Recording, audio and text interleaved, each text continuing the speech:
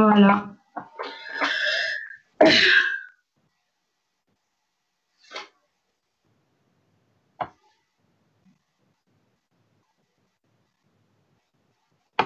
On commence? Quand tu veux. D'accord, très bien. Bon, je vais faire une petite présentation. مرحبا بكم الناس الكل في أول حلقة نقاش dans le cadre du festival virtuel Saha Shritek du Goethe Institute. اليوم معنا, on est très content d'être avec vous, Habib Aïb. On va discuter autour de votre film Couscous, graines de la dignité. Donc, on va discuter un peu sur le film, mais aussi on est très content aussi d'accueillir les questions des spectateurs et des gens qui suivent la conversation.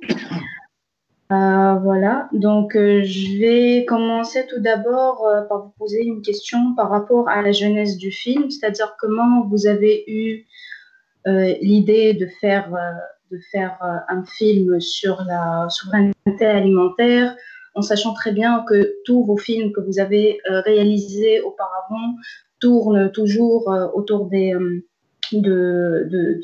ces questions, c'est-à-dire de la question sociale, du monde rural. Donc, comment ça a commencé, comment ça s'est construit et combien ça vous a pris du temps entre l'écriture et la réalisation. D'abord, merci et bonsoir à tout le monde. Je pense qu'il y a des gens en ligne déjà. Donc, Issa Hachlebet comme Naskoul, merci pour l'invitation. Je suis ravi d'être avec vous pendant ces temps de confinement. Donc, heureusement qu'il y a les communications en ligne. Alors, la jeunesse du film Koski, Hubub al-Karama, les graines de la dignité, ça m'a pas pris autant de temps que ça, en fait, parce que moi, je viens des sciences sociales. Et ce que j'ai toujours été, je me suis toujours considéré comme un chercheur engagé. Engagé politiquement, mais dans ma spécialité de chercheur, je travaille sur le monde rural, sur la pauvreté, sur l'agriculture, sur la paysannerie, l'alimentation et plus récemment, bien sûr, les changements climatiques. Donc, je suis entré dans le cinéma, je me suis emparé, j'ai l'habitude de dire que je me suis emparé de la caméra, je me suis emparé du cinéma en tant qu'outil de communication. Tout comme j'écris, j'ai décidé d'écrire avec une caméra plutôt qu'avec un clavier, ou en même temps qu'un clavier. Voilà. Et je me suis toujours limité à ce que je crois savoir, que ce soit par l'écrit ou par l'image. Je ne m'aventurerai jamais sur des sujets que je ne maîtrise pas ou que je n'ai pas l'impression de maîtriser.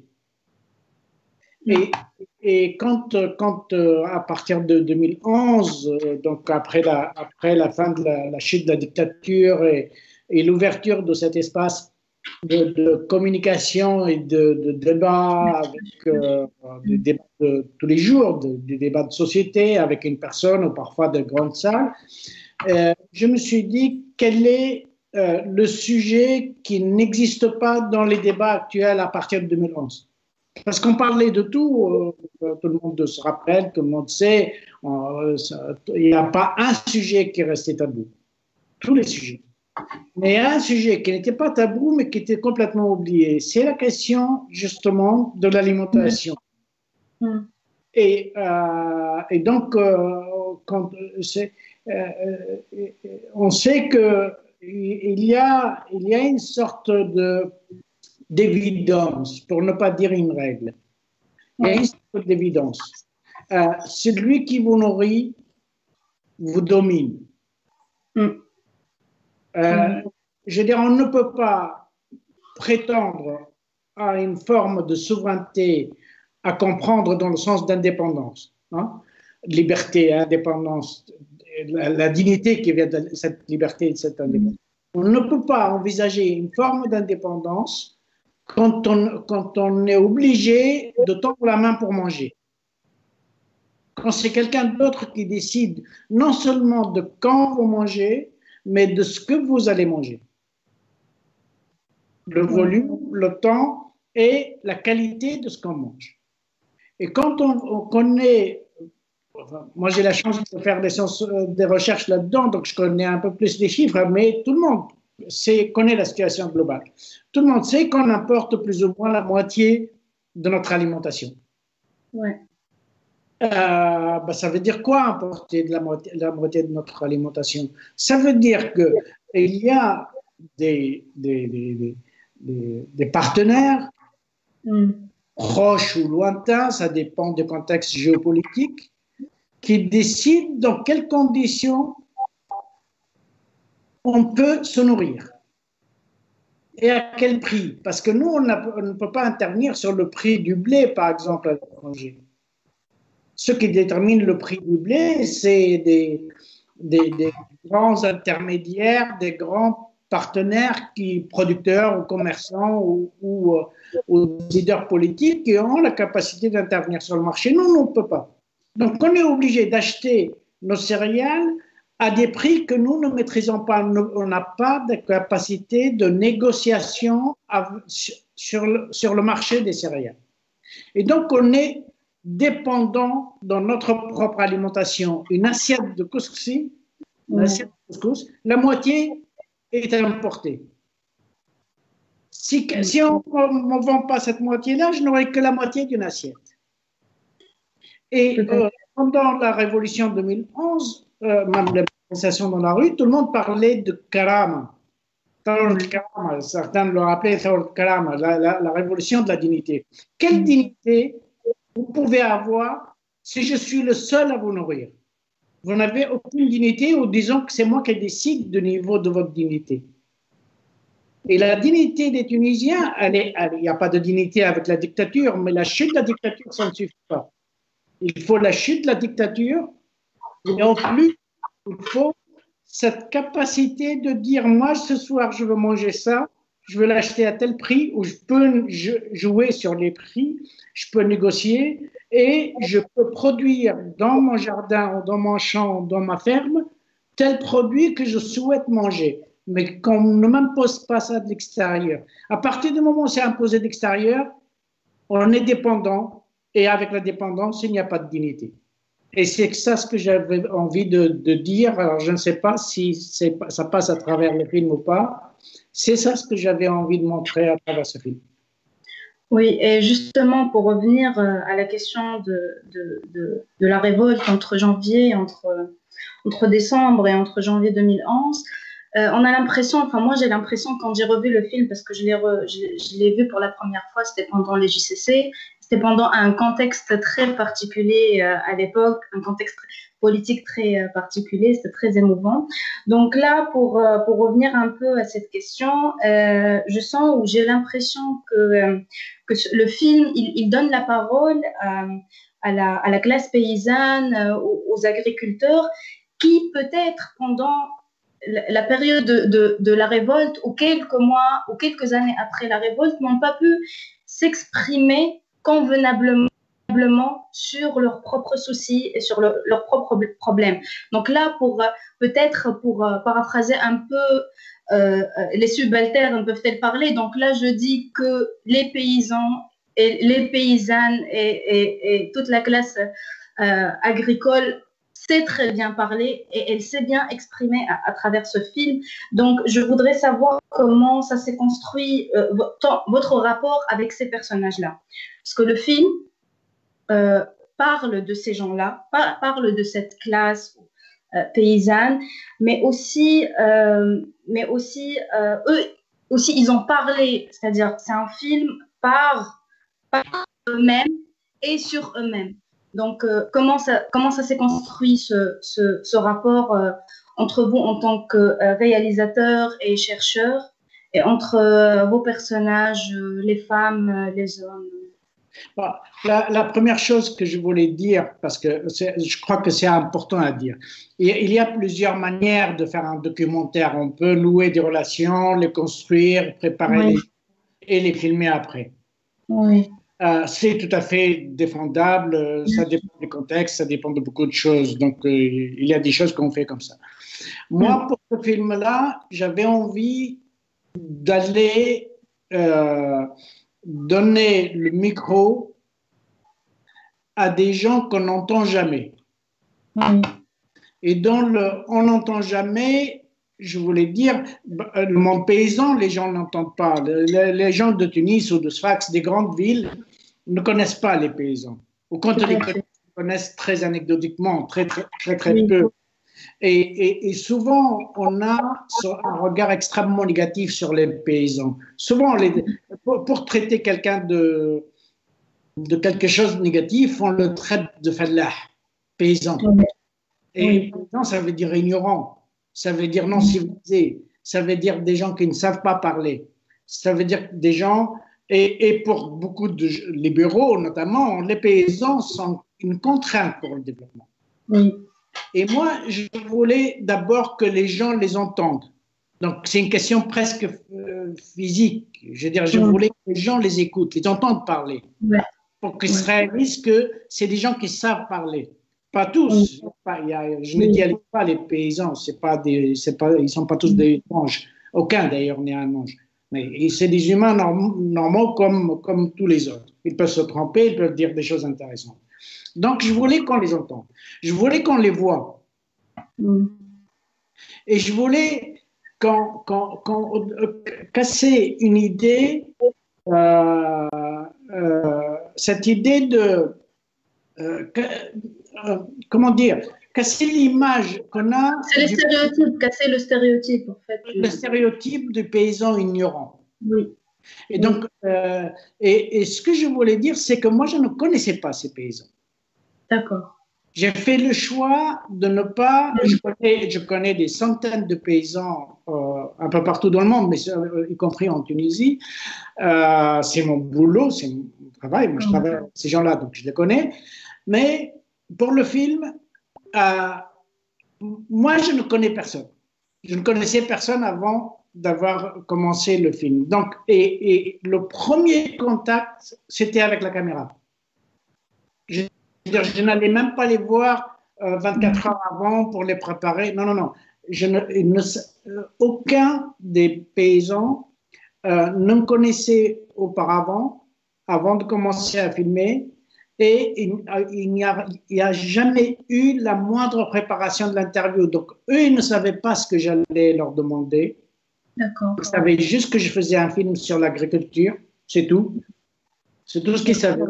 Et moi, je n'avais absolument aucune idée de ce qu'ils pouvaient me raconter. d'accord. Et ça, moi, je tenais absolument pour que j'avais envie que moi et la caméra, la personne qui faisait la caméra, donc la caméra, un peu manière de parler, que l'équipe soit surprise par ce qu'on va entendre.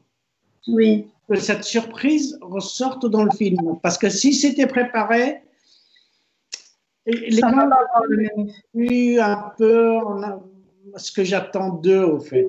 Alors que là, comme ils ne me connaissaient pas, ils ne savaient pas ce que j'attendais d'eux. D'accord.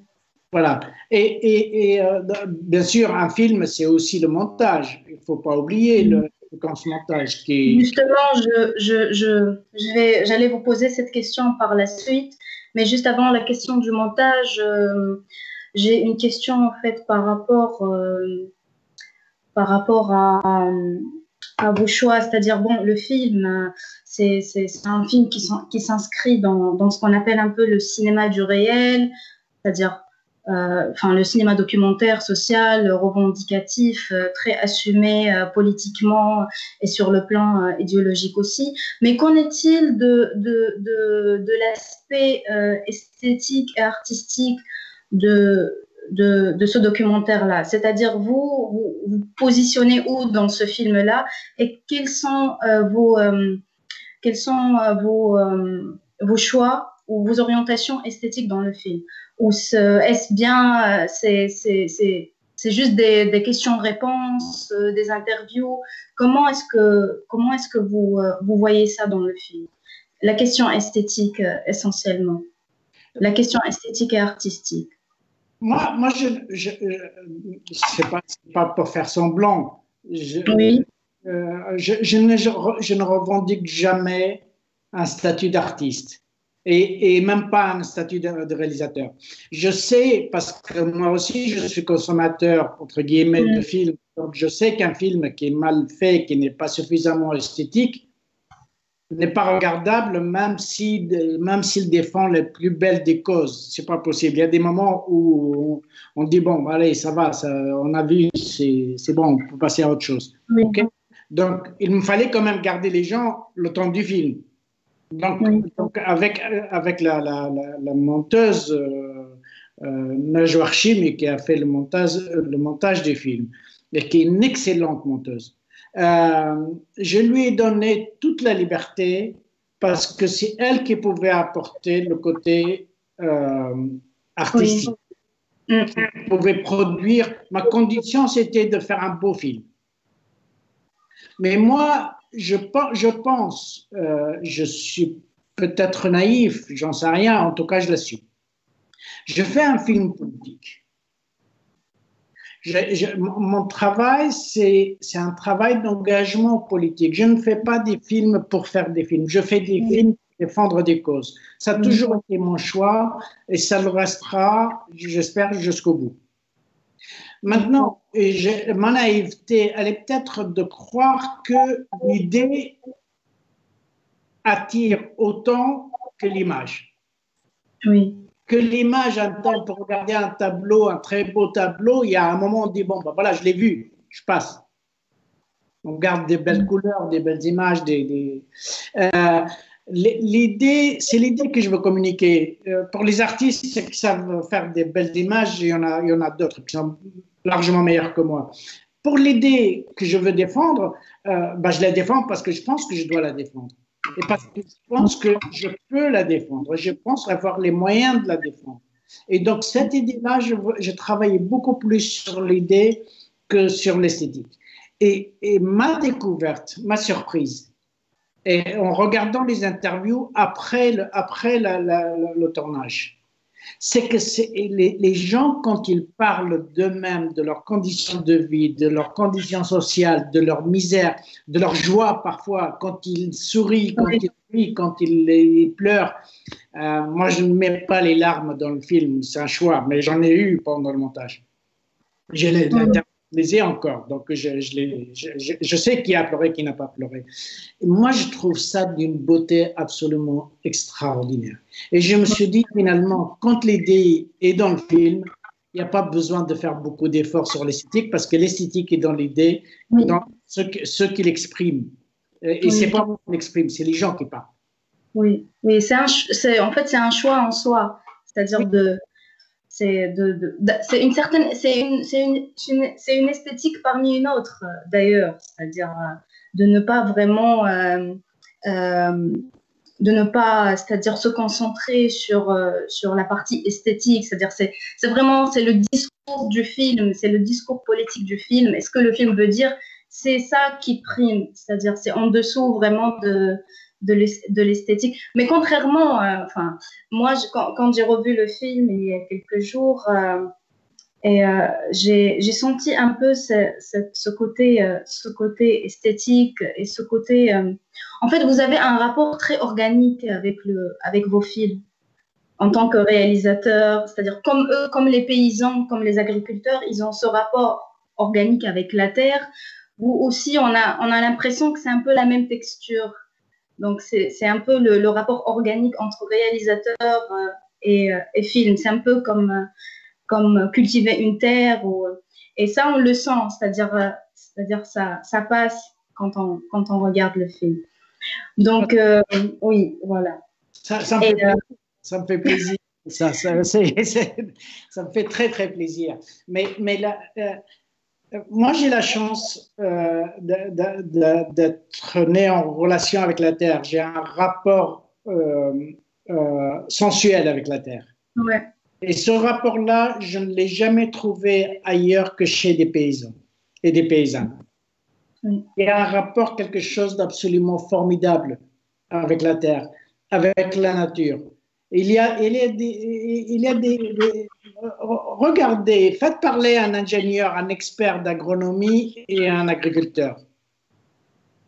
Et vous verrez très bien qui des deux a cette capacité de vous émouvoir Oui. en parlant de la terre. Il y a le technicien et il y a celui qui vit de la terre. Il y a quelque chose de charnel, il y a quelque chose de sensuel, il y a quelque chose de absolument. Il y a une fondation dans la terre, d'identité. Un paysan, c'est celui qui travaille la terre. Oui. Et c'est comme ça qu'ils se définissent eux-mêmes. Et moi, j'ai cette, c'est pas, j'ai pas de mérite là-dedans. Mais j'ai grandi en jouant avec la terre et c'est comme ça que j'ai grandi. J'ai pas grandi sur l'asphalte, j'ai pas grandi dans une grande ville. Ça aurait été aussi bien, hein, il n'y a pas de problème. Mais moi, j'ai grandi dans la terre et à l'extérieur et j'ai ce rapport peut-être, j'en sais rien. Enfin, je n'ai pas de distance avec le monde paysan. Quand je suis avec des paysans, je ne fais rien d'une manière artificielle. J'ai une relation directe parce que j'ai l'impression de connaître un peu leur monde, leur vie, et par ma recherche et par mes origines et par tout. Voilà, mon itinéraire personnel. Oui, donc aussi pour revenir un peu, pour inscrire un peu le film dans le contexte dans lequel nous vivons aujourd'hui, c'est-à-dire le coronavirus, le confinement, il y a un moment, un des agriculteurs ou le technicien qui a dit que la prochaine guerre sera la guerre de la nourriture. الحرب الجاية بتكون حرب غذاء، حرب غذائية وحرب خبز. Ouais. Donc, et c'est ce que nous sommes en train de vivre aujourd'hui. Donc, je vais dire, j'en veux pas dire que le film, je vais dire avec prudence qu'il y a une sorte de, pas d'avant-garde, mais je ne trouve pas le terme exact, mais c'est ce qu'on est en train de vivre aujourd'hui, c'est-à-dire en Tunisie essentiellement. Donc, la guerre Harb el-Farine ou Harb el-Smid et les gens qui ne trouvent pas de quoi manger. Donc, c'est un peu ce que nous vivons aujourd'hui. Donc, le film, il a été réalisé en 2017. Nous avons fait une révolution en 2011. Nous sommes en 2020 et nous sommes toujours dans cette sorte de dépendance. Donc, on est parce que cette dépendance, elle est structurelle, elle date pas d'hier et on ne peut pas changer demain. Ça, c'est clair. Demain, on ne sera pas indépendant en termes d'alimentation. Mais ce que le coronavirus nous apporte comme éclairage, c'est de dire, regardez, quand je parlais tout à l'heure de l'indépendance et la dépendance alimentaire, il y a cette dignité, il y a le fait d'avoir faim si on n'a pas assez de farine et ainsi de suite. Mais il y a des contextes, et c'est le corona qui nous a apporté cet éclairage, pour ceux qui ne l'avaient pas vu avant, parce que ça existe. Il peut y avoir des contextes politiques, climatiques, pandémiques, qui font que à un moment précis, on se trouve dans une difficulté extrême d'accéder à l'alimentation parce qu'on ne peut pas acheter, on ne peut pas importer et exporter parce qu'on est en guerre, parce qu'on ne veut plus nous vendre tel produit ou parce que tout simplement pendant la pandémie, tout est bloqué, il n'y a plus de commerce. Il n'y a plus d'import-export, il n'y a plus d'avions qui volent, il n'y a plus rien. Et puis, le peu d'argent qu'on a, on essaye de l'envoyer vers un secteur de l'urgence immédiate.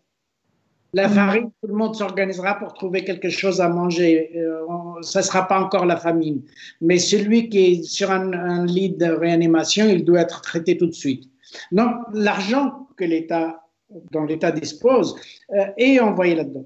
Donc, cette difficulté, je ne parle pas de la pandémie elle-même parce que la pandémie, c'est encore un autre problème. Mais cette difficulté d'accéder à l'alimentation, elle apparaît d'une manière très claire parce que justement, on a l'habitude d'importer la moitié de notre alimentation. Le jour où c'est bloqué, les prix augmentent tout de suite. Deux, les vols et les trafics mafieux, parce que c'est du trafic mafieux, se développent. Et le résultat est qu'on a des gens à qui on dit mais restez chez vous, ne bougez pas parce que vous allez transmettre ou prendre le virus. Et ils sont obligés d'aller se battre dans la rue pour récupérer un petit sac de farine ou quelques kilos de pâtes et ainsi de suite.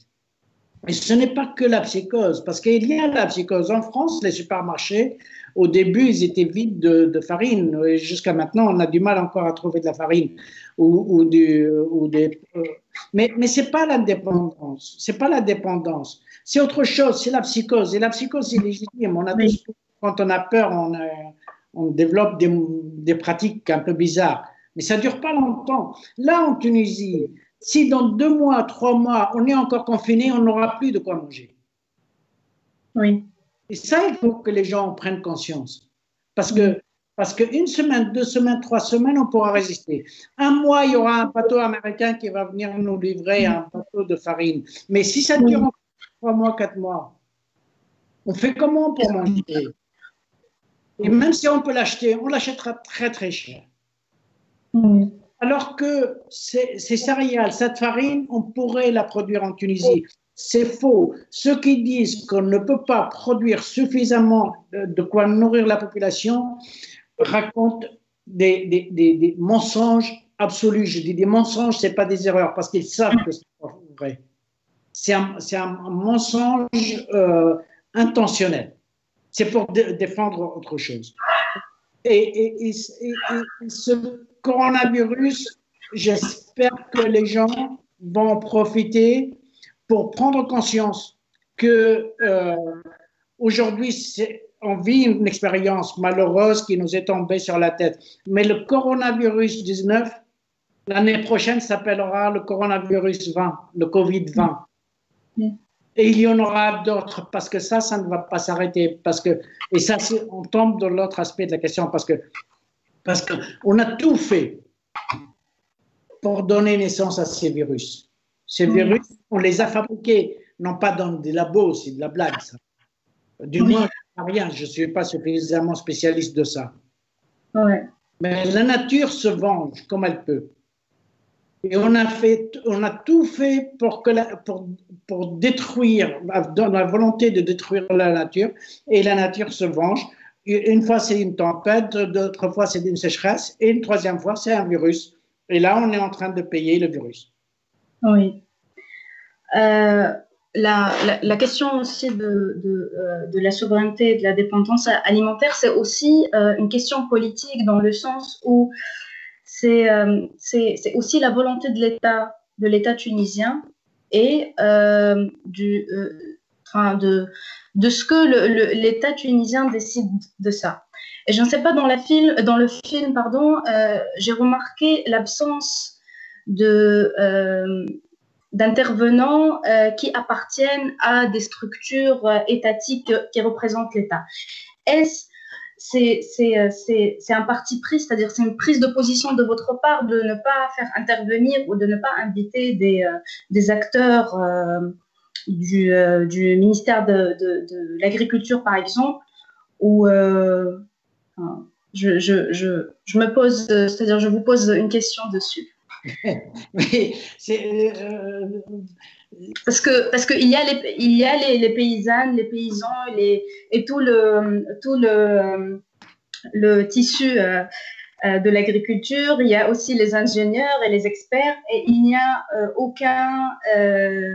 aucun intervenant officiel.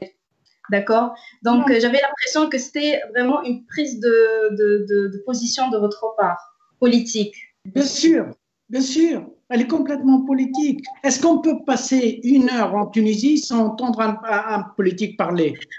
Oui. Même à 4 heures du matin, on ouvre la télé ou la radio, on a un politique qui parle. Pardon, mais il y a des gens que si on les entend 1 heure par an, c'est déjà beaucoup.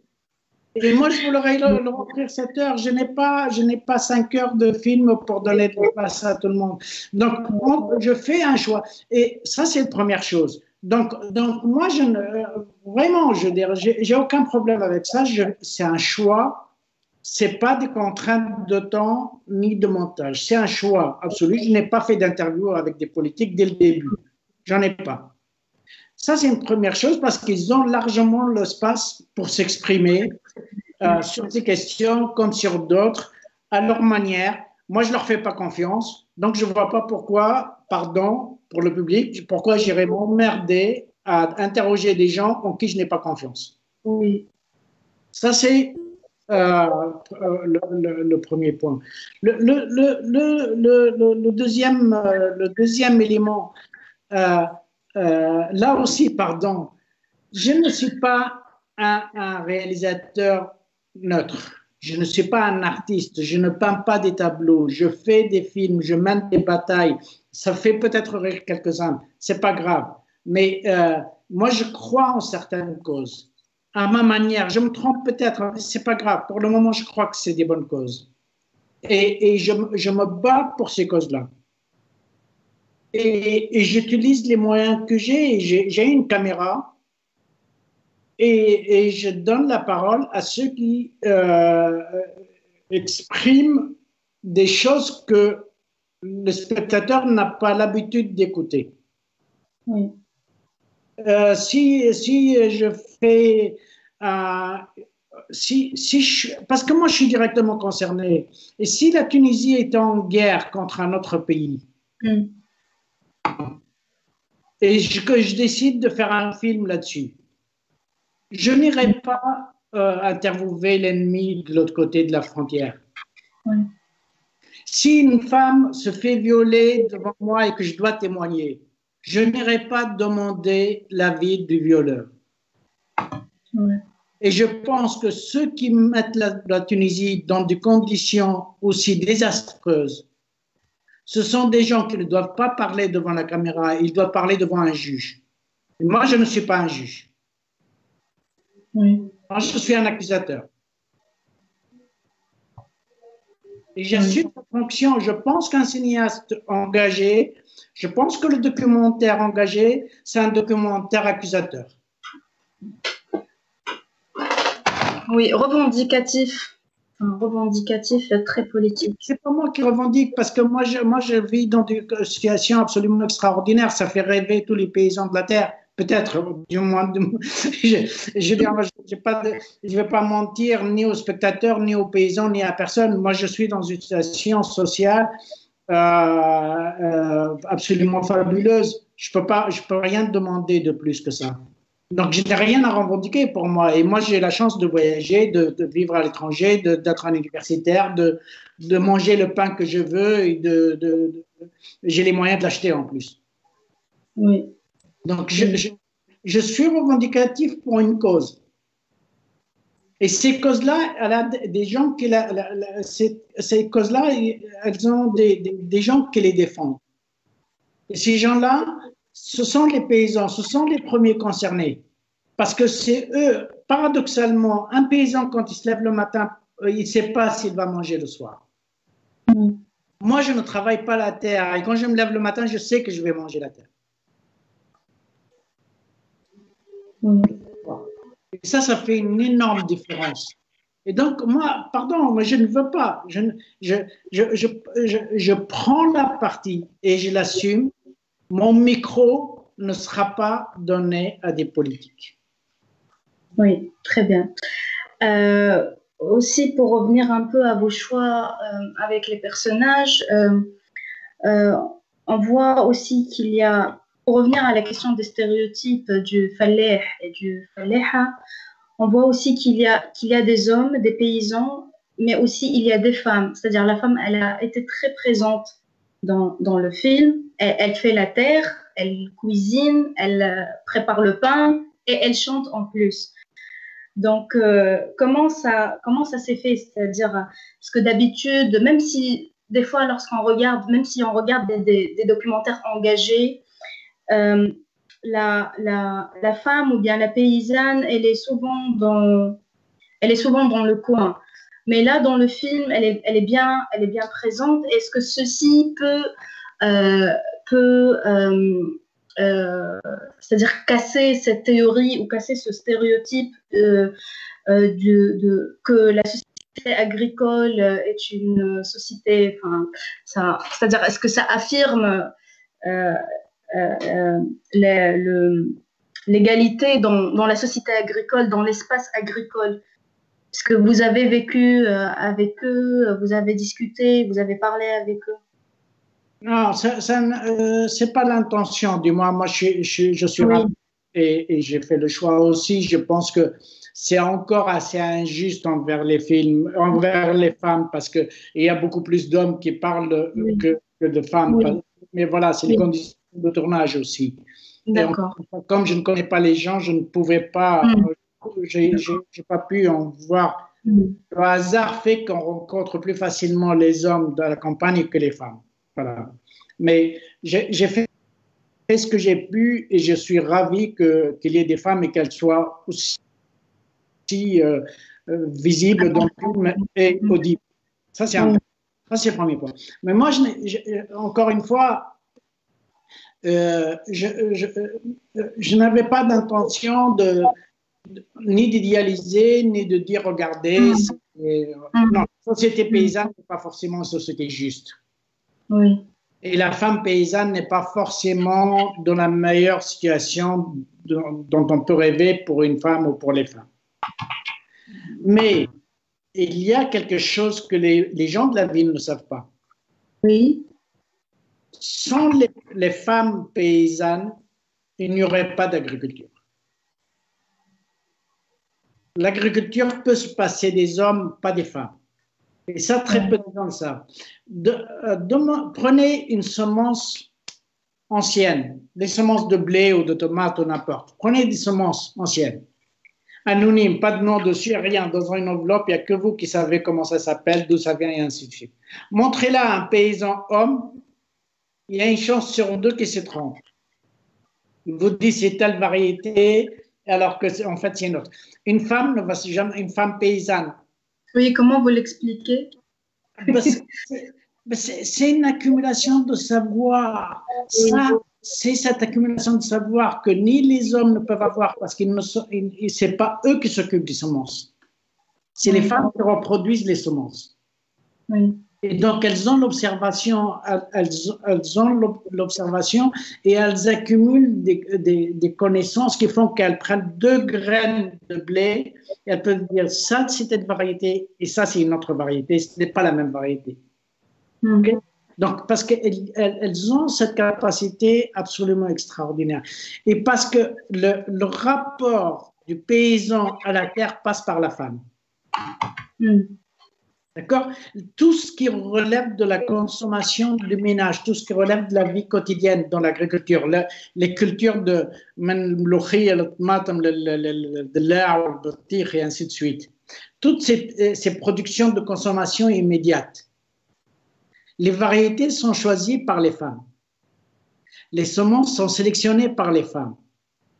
C'est les femmes qui conservent les semences. C'est les femmes qui connaissent les différentes maladies qui attaquent les semences et qui savent comment les traiter, les soigner et qui connaissent le goût. Quand un paysan, une famille de paysans veulent produire des tomates pour leur consommation, la femme, c'est elle qui va lui dire, parfois c'est le mec qui sème, c'est comme ça. Oui. L'exécutant, c'est souvent les hommes. La femme va lui dire non, tu vas faire cette variété-là parce que tu te rappelles, le goût est meilleur et les enfants aiment bien ce goût-là. Alors, ça renvoie au statut de la femme, évidemment, et ainsi de suite, mais moi, c'est pas mon objet de film, c'est un autre film. Oui, bien sûr, bien sûr. Mais c'est important aussi, parce que ce sont des personnages. Donc, la De votre fille. transmission des connaissances, Oui. ça, c'est les femmes. Oui. Et la Terre, la connaissance de la Terre, la connaissance de ce qui bouge dans la Terre, de ce qui pousse, des petites végétations. Les femmes, elles regardent comme ça, elles disent ah, tiens, regarde, il y a une pousse de tomate qui est là, perdue. Les hommes n'ont pas cette capacité d'observation. Et je mets au défi n'importe quel chercheur d'être aussi connaisseur des petites choses. Vous savez, les petites choses, il y a un livre qui s'appelle The God of Small Things, les dieux des petites choses. Oui. Les femmes paysannes sont les déesses des petites choses de la terre. Voilà. Merci. Très bien. Alors, il y a une question. Bon, c'est une question de Samuel Abidi. Est-ce que vous pouvez, c'est une question pour vous, alors est-ce que vous pouvez nous parler de votre nouveau film et en quoi il en est lien avec les précédents? Ah, merci Samuel.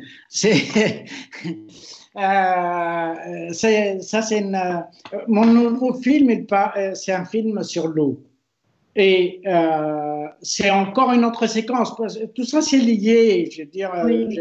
J'ai fait un film sur l'environnement de l'oasis de Gabes, ça s'appelle Gabes d'Abbas. Après, j'ai fait le film Fallahin, après le film Kouskoussi. Et maintenant, j'attaque un sujet sur lequel j'ai beaucoup travaillé en tant que chercheur, mais très peu en tant que réalisateur.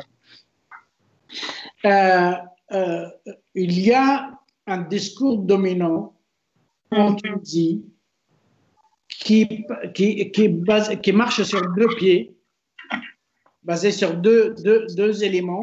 Le premier est qu'il n'y a pas suffisamment d'eau en Tunisie, qu'on est dans une situation de pénurie d'eau en Tunisie. Et le deuxième, puisqu'il n'y a pas suffisamment d'eau, il faut que les gens payent l'eau. Pauvres, riches, tout le monde doit payer. Le premier, ça fait peur. Et en plus, ça sert de spectacle pour la conclusion qui est la tarification de l'eau. Moi, j'ai dit le contraire. Je suis tellement minoritaire que j'ai décidé de le mettre sur écran parce que j'ai besoin d'avoir quelques personnes. J'ai besoin d'avoir quelques personnes avec moi. Je pense que j'ai l'habitude de dire qu'on n'arrivera jamais à fleurir tout le désert, toute l'eau de la planète, pas de la Tunisie, ne suffira pas pour fleurir le désert. Oui.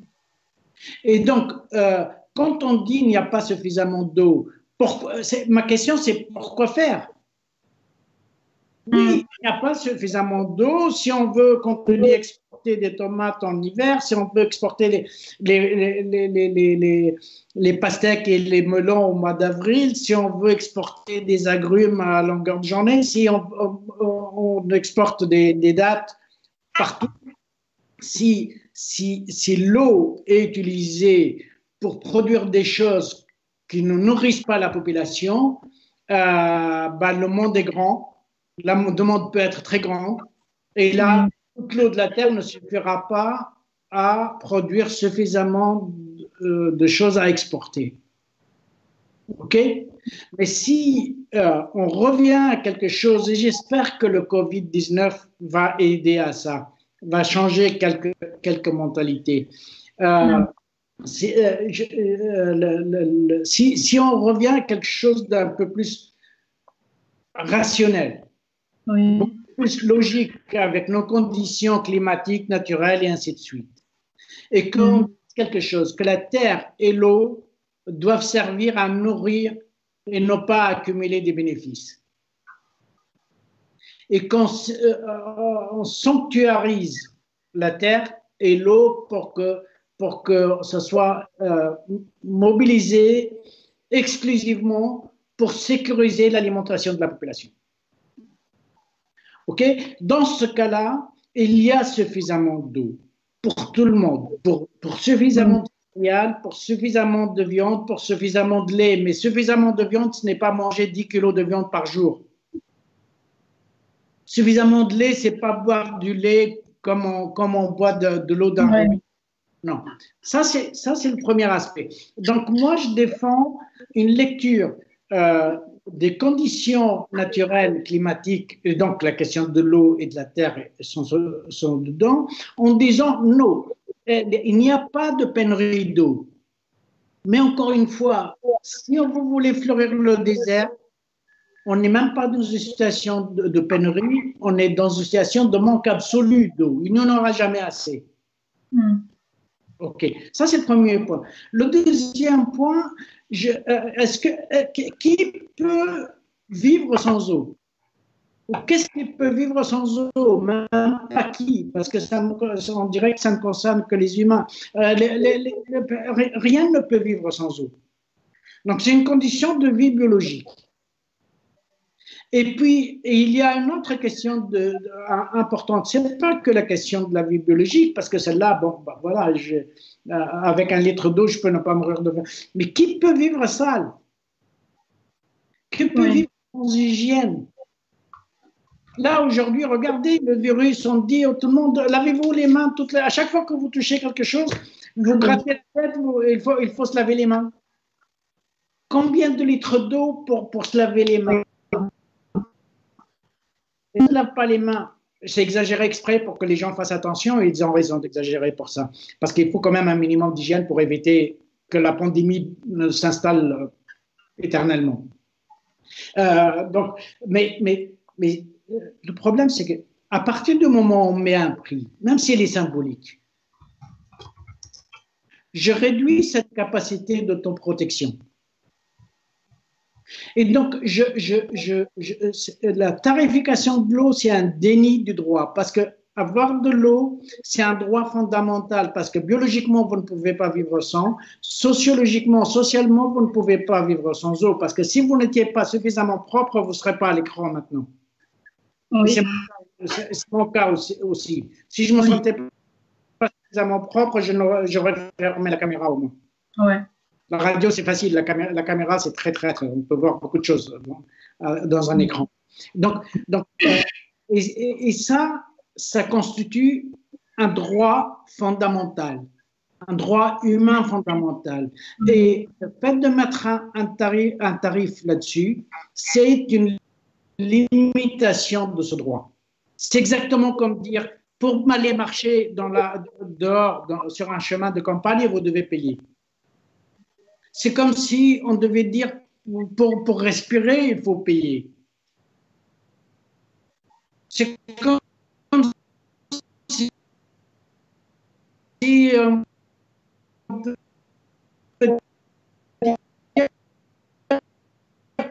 pour embrasser votre proche,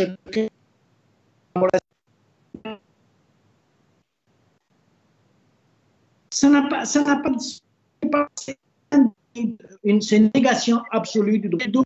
C'est justement pour dire, un, on a suffisamment d'eau pour assurer notre souveraineté alimentaire. Deux, on a suffisamment d'eau pour éviter des coronavirus et d'autres choses, parce que en traitant bien la nature, en traitant bien l'eau et la nature et la terre, on produira moins de polluants et moins de parasites. Et du coup, on protégera davantage les vivants en général. On les protégera davantage contre des risques considérables. Et le changement climatique n'est qu'une des menaces à terme. On y est déjà pratiquement. OK? Oui.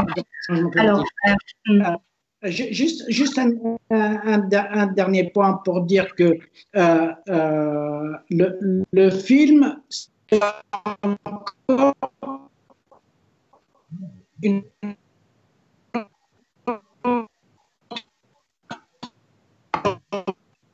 cause pour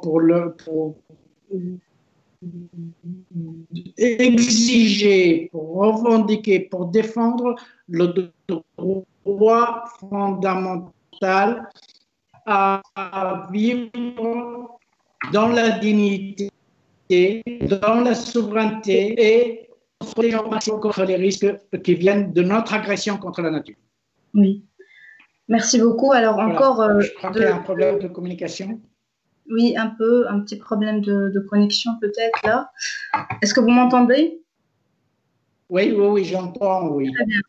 Alors, encore deux questions de la part de Semia par rapport qu'est-ce qu'on peut faire, c'est-à-dire qu'est-ce que vous pouvez faire auprès des enfants sans les écoles, enfin, juste pour une sorte d'éveil et de prise de conscience par rapport à ces questions, et comment votre film peut être utilisé en ce sens. Donc ça, c'est une première question. La deuxième question, donc parmi les causes pour lesquelles vous vous battez, qu'en est-il comment vous articulez les combats entre votre travail de réalisateur, celui de chercheur et avec votre travail au sein de l'Observatoire de la souveraineté alimentaire et de l'environnement? Ça va ensemble. Je vais commencer par la dernière question. Je suis à chaque instant le même. Je suis le chercheur et je suis celui qui est actif dans le cadre d'Oseille, et je suis le réalisateur. C'est la même personne. Je ne me divise pas en quoi. Parce que j'ai la chance de pouvoir faire ça dans des conditions relativement correctes et de pouvoir faire quelque chose qui est valable dans les trois secteurs, dans les trois sphères d'activité. Donc je ne c'est pas ce qui me fait le plus souffrir. C'est pas considérable comme effort. Et comme je me limite, je ne critique personne, mais il y a des gens qui ont d'autres capacités que moi je n'ai pas. Moi, je me limite à des choses que je crois connaître, encore une fois. Donc, ça va, c'est pas énorme. Moi, je travaille pas sur des sujets que je ne maîtrise pas, je ne travaille pas dessus, donc ça ne me fait pas perdre de temps. La première question qui me paraît est très importante. Je crois que moi, j'essaye de... comment dire mon idée, c'est que ce genre de documentaire soit autant que possible, parce que parfois il y a des conditions financières qui sont compliquées. Jusqu'à maintenant, j'ai réussi, mais je ne sais pas si pour le prochain et pour d'autres, je vais faire la même chose. J'en sais rien. Jusqu'à maintenant, j'ai eu la chance de pouvoir financer mes films, donc ils sont tous en accès libre gratuitement. Je n'ai jamais vendu un exemplaire d'un film. Je n'ai jamais gagné de l'argent d'un film. J'ai gagné d'autres choses, c'est plus symbolique, voyager, aller présenter des films, être avec vous ce soir en discussion directe. Je sais que c'est un privilège, mais je ne gagnais pas d'argent. Et pourquoi je ne gagnais pas d'argent? Parce que mon grand plaisir, c'est que, et je fais souvent ça, c'est quand je prends la copie du film et que je vais dans une école, des petits ou des moyens ou des grands, je vais dans des universités, je vais dans une association, dans un petit village, montrer mon film et voir la réaction des gens, écouter les questions des gens. Moi, je suis dans mon élément, je fais mon travail, et il y en a qui sont sensibilisés, il y en a que ça donne envie, ça encourage dans leur engagement, d'autres qui se forment dans leur carrière, tant mieux pour eux et pour elles. Et un film, ça doit servir à ça. Enfin, tel que pardon pour mes collègues réalisateurs, mais moi c'est comme ça que je conçois le film documentaire. Il y a d'autres films qui ne sont pas des films engagés et qui sont parfaitement légitimes et qui ont d'autres fonctions.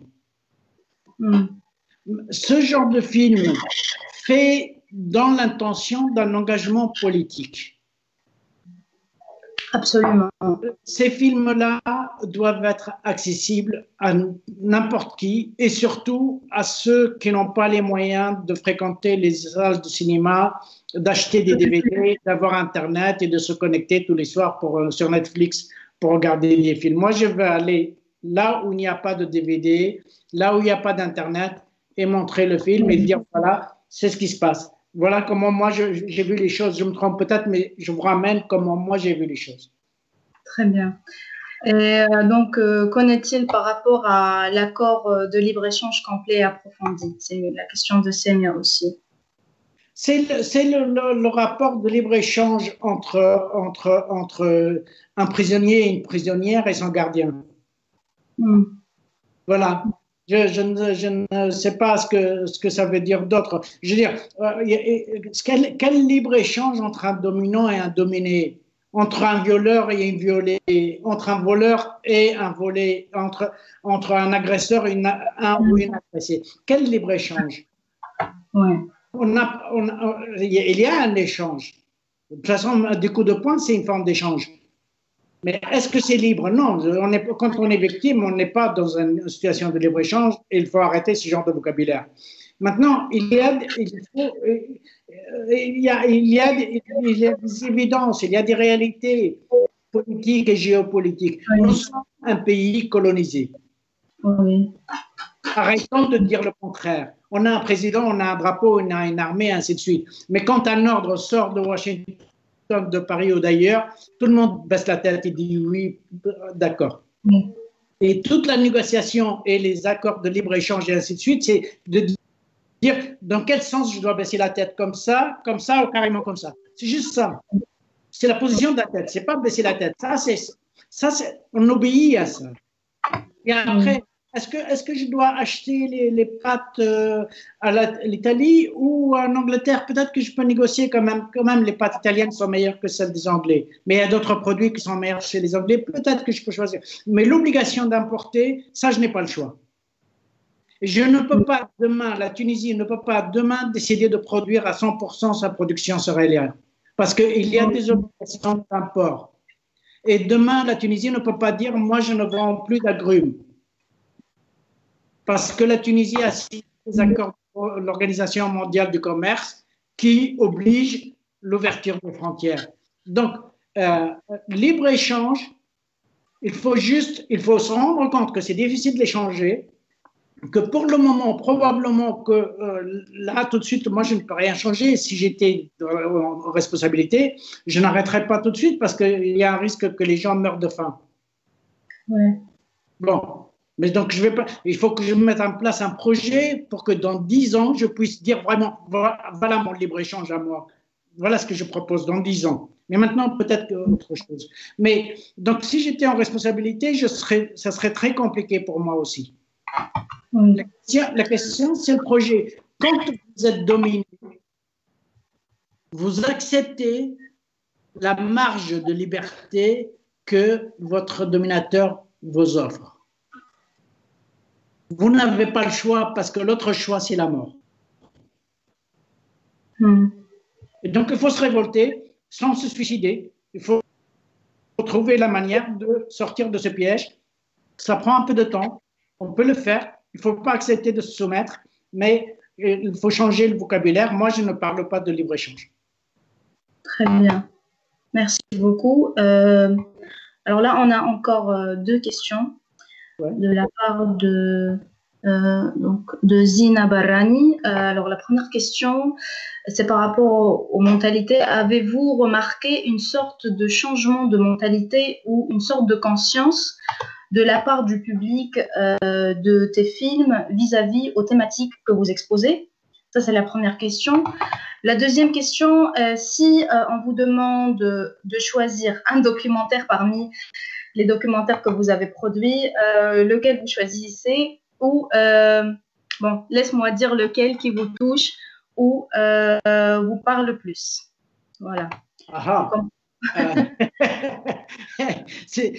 non, la deuxième question, peut-être juste pour une raison qui n'a rien à voir ni avec la qualité ni avec la réaction des gens, rien du tout, mais peut-être mon premier film que j'avais fait sur le Nil. C'était un très beau voyage le long du Nil et j'avais fait un film qui s'appelle euh, sur les bords du Nil, l'eau en partage, qui est en ligne aussi. Et c'est mon premier film et je l'ai fait en disant, c'était une première expérience. Oui. Et c'est comme un premier enfant, pas plus que les suivants, Oui, mais il y a quelque chose qui est particulier. bien D'accord? sûr. Oui. Et puis, mais la question, la première question, je pense qu'elle est plus importante.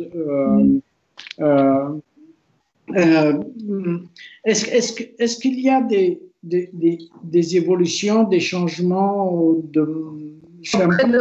j'aime pas parler de mentalité, mais de prise de conscience peut-être. Oui. C'est franchement très compliqué parce que ça serait très prétentieux de dire qu'un film a changé la mentalité des gens ou a provoqué une prise de conscience. Mais je pense que, en général, que la prise de conscience, c'est le produit d'une accumulation d'un certain nombre de choses. Il y a les accidents, le coronavirus va faire prendre conscience à plusieurs personnes. Mon film ou mes films ont probablement, j'espère que je n'ai pas fait ça pour rien, mais que ça a aidé certaines personnes à prendre conscience de quelques questions, non pas pour être d'accord ou en désaccord, c'est pas le problème, mais juste dire, ah, c'est un sujet auquel j'avais jamais pensé, j'y pense. Pour moi, c'est bon, c'est suffisant. Pour moi, c'est un grand succès déjà, quelles que soient les conclusions que la personne va prendre après. Un grand... Mais j'ai la prétention, peut-être que certains vont m'en vouloir, mais j'ai la prétention de croire que je suis le premier à avoir parlé de la souveraineté alimentaire en Tunisie. Oui. J'en ai presque la certitude. Oui. Ce mot-là, maintenant, même dans la presse, les journalistes écrivent la souveraineté alimentaire. Donc, et ça ne veut pas dire qu'ils ont intégré le sens. Oui, parce qu'il y a un travail de l'ordre linguistique, si on veut dire, sur cette question. Quel terme utiliser, c'est important. Le concept et les mots viennent avant le sens. Oui, oui. Parfois, ils viennent formaliser le sens. Le sens existait déjà, on lui donne une forme. Oui. Mais quand on parle avec les paysans, un paysan qui ne peut pas manger le soir, c'est un paysan honteux, c'est un paysan qui manque de dignité. Le paysan te dit, les ba'ardo, celui qui a vendu sa terre a vendu son honneur dans le sens sexuel. Oui. Ton corps, ok? En son corps. Donc, on est dans l'intime. Je n'ai pas vendu ma voiture, j'ai vendu mon corps. On est dans l'intime. Okay. Donc, et ça veut dire quoi? Ça veut dire que la notion de la souveraineté, elle n'est pas formulée. Elle n'était pas formulée. C'est même pas moi qui l'ai formulée. Ça a été formulé par Pierre Pessina et ça date de 96. C'est vieux déjà. Mais le mot souveraineté, quand j'ai posé la question aux paysans, les paysans, ils ont dit oui, c'est ça le mot qui correspond à ce que nous on dit. Un paysan, ils te disent que quand je parle de ard, et surtout dans ce sens-là, l'honneur intime, je suis dans la souveraineté sur mon corps. Oui. C'est moi qui décide de ce que j'en fais.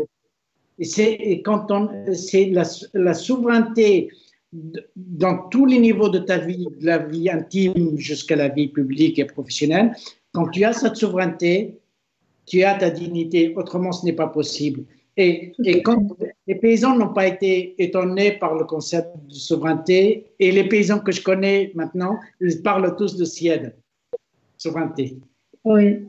Je crois que de tous mes films, pour ce mot-là, ça a été pour moi probablement le plus touchant et en termes d'efficacité, probablement le plus efficace, ou du moins, disons, le plus utile. Oui.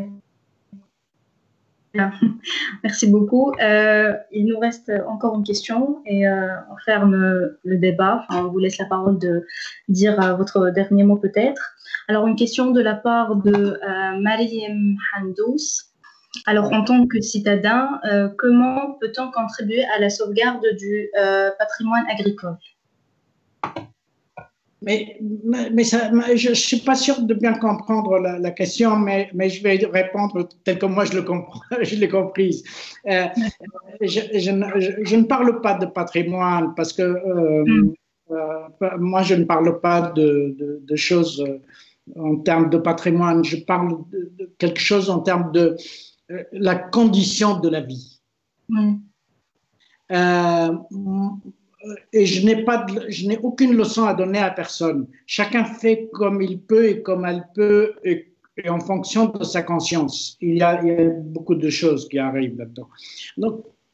Mais je pense que ne pas acheter des produits irrigués en plein hiver, les fraises en mois de décembre, c'est contribuer à protéger notre souveraineté alimentaire. Je pense que ne pas acheter des produits, des bananes ou des pommes qui viennent de milliers de kilomètres, c'est contribuer à assurer la souveraineté alimentaire nationale et la dignité des paysans. Je pense que manger 1 kilo de viande par jour, c'est participer à l'augmentation des coronavirus et des choses comme ça. Je pense que utiliser de l'eau pour irriguer un gazon en plein été, c'est détruire la nature. Et quand on détruit la nature, on subit les conséquences de cette destruction parce que la nature ne se laisse jamais détruire. La nature reprend toujours. Et donc, je pense que je vais symboliser par quelque chose relativement simple. Il faut que les gens prennent conscience d'une chose. Là où l'abeille ne peut pas vivre, la dignité humaine disparaît parce que les conditions de vie dignes et souveraines disparaissent complètement. Il faut absolument qu'on surveille. Là où l'abeille disparaît, on est entré dans une phase de suicide collectif. Et donc, faisons ce qu'on peut, nous pouvons, chacun dans son coin, chacune dans son coin, de manière à ce qu'on fasse toujours attention. Ah, il n'y a plus d'abeilles, j'ai fait quelque chose. Il faut que je corrige. Le retour de l'abeille, ça veut dire qu'on est dans les bons choix. Je ne sais pas si cette image est suffisante, mais en tout cas, pour moi, elle l'est. Merci beaucoup, très bien. Donc là, on va fermer le débat, mais juste avant de quitter la séance, je vais juste finir par, je vais poser une question. Je vais vous poser une question. Donc, sans une agriculture indépendante et digne, il ne peut pas y avoir de dignité collective. Donc, sommes-nous dignes aujourd'hui? Non. Je me pose la question. Non. Non, mais je réponds vite et je me répète plusieurs fois non, parce que je pense qu'on va trop vite dans le raisonnement. Ça veut dire quoi la dignité? Si j'ai faim mais que je me bats, je suis digne. Oui. Mais si j'ai faim et que je me soumets, là, il y a un problème de toute évidence. Il y a un problème. Les Tunisiens ont été dignes en 2011. Oui. Tout le monde, comme les paysans, les paysannes, les femmes, les hommes, les jeunes, les vieux, tout le monde, pas tout le monde, évidemment Oui. pas tout le monde, mais la majorité, Les citoyens libres aussi, on va dire. il y a un moment où les Tunisiens se sont levés, sont descendus dans la rue en retrouvant sa dignité, en disant plus jamais ça, c'est fini. Et c'était fini. Mais continuer à croire que on peut vivre au détriment de la nature, qu'on peut vivre sans regarder le changement climatique. Je regarde en haut parce que le changement climatique, c'est le ciel, c'est pas la terre. Oui. Oui. Qu'on peut vivre en consommant des quantités pas possibles à n'importe quelle saison sans vérifier d'où viennent les produits, qu'est-ce qu'il y a dedans comme produits chimiques, quelle distance a fait une banane pour arriver jusqu'à mon assiette. Vivre comme ça alors qu'on sait que juste à côté, on sait que, pour faire ce voyage, il y a eu énormément de pollution. Deux, on sait que pour manger des fraises au mois de décembre, on fait des choses absolument contre nature. Et trois, consommer et avoir de tels modes de consommation quand des centaines de milliers, parce que je ne veux pas être catastrophique, je ne veux pas parler de millions. En réalité, il vaut mieux parler de millions. Des centaines de milliers de familles tunisiennes ne mangent pas suffisamment tous les jours et ne se mangent pas correctement bien tous les jours. Quand on fait tout ça, et quand on pollue, parce que comme ça, parce que j'ai envie de laisser un tuyau d'eau couler sur le gazon devant moi en plein été, quand on fait ça, on peut être puissant pendant un moment. On peut du moins avoir l'impression d'être extrêmement puissant, mais honnêtement, on manque de dignité. Oui. Et donc, la dignité n'est pas seulement ma propre condition de vie, c'est aussi mon mode de consommation. Je ne peux pas être digne. Un violeur n'est pas digne. Un violeur, c'est un mec puissant. C'est un mec qui profite d'une occasion de puissance parce qu'il est seul, parce qu'il est protégé, parce que je ne sais pas, parce que physiquement, il a plus de muscles. J'en sais rien. Il est puissant, mais il n'est pas digne. C'est la personne la moins digne de la terre à ce moment-là. Et moi, je crois que la puissance de la consommation, du pouvoir, de l'argent, ce mode de consommation absolument effrayant, ce n'est pas de la dignité, c'est de la puissance qui produit de l'indignité chez la même personne et qui produit de l'exclusion chez d'autres. Et vivre sans regarder les gens exclus, voire aggraver leur exclusion, ce n'est pas une manière d'être digne. Et je pense qu'on peut décider du niveau de notre dignité quand on n'en a pas forcément les moyens, mais quand on en a les moyens, on peut faire le choix de rester digne ou pas. Oui. Merci beaucoup, je vous remercie. C'était un débat très intéressant et qui vraiment, c'est un débat qui ouvre le débat en fait sur plusieurs questions qui nous menacent aujourd'hui pendant ce contexte très difficile. Donc merci d'être là. Vous avez un mot? Je vais juste dire un mot parce que je n'oublie pas que je suis quand même membre d'OSAE, l'Observatoire de la souveraineté alimentaire de l'environnement. Je ne veux pas profiter de l'occasion pour faire de la pub gratuite, mais c'est vraiment une équipe engagée. On peut faire des erreurs. On n'est pas des anges non plus. Hein. Je veux dire, on est des personnes avec nos avantages et nos défauts. Mais on essaye vraiment de faire quelque chose pour plus de souveraineté, pour plus d'unité, pour une meilleure protection de l'environnement, pour une meilleure protection, meilleure lutte contre le changement climatique. Ceux et celles qui peuvent nous aider, quelle que soit la manière, pas forcément toujours de l'argent, parfois juste passer, boire un café et dire bravo, les mecs, ou je comprends pas ce que vous faites, expliquez-moi, n'importe. C'est une manière de contribuer, c'est une manière de nous aider. Donc, si plus on aura de monde autour de nous, plus on se sentira fort et on se battra ensemble pour plus de dignité, pour plus de souveraineté. Oui. Merci beaucoup. Merci. Merci beaucoup. À la prochaine, j'espère, et à très vite pour de très beaux projets.